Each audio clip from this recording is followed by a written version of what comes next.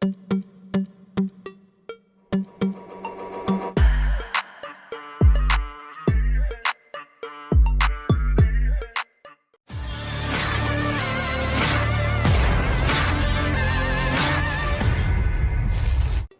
satu tank Rusia terekam meledak usai diberondong tembakan kendaraan tempur atau Rampor Bradley Angkatan Bersenjata Ukraina. Rekamannya beredar di Telegram pada Jumat 19 Januari 2024. Tank tersebut tampak berusaha menghindari tembakan militer Ukraina, namun upayanya terus gagal.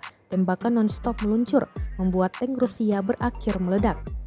Dalam keterangan unggahan disebutkan inilah hasil kerja Bradley membuat keok satu lagi tank Rusia. Serangan ini diduga terjadi di area Stepovoye, area Avdiv. Tidak dirincikan nasib pasukan Rusia di dalam tank yang digempur ini. Kendati demikian, rekamannya kini telah menuai berbagai komentar dari warganet.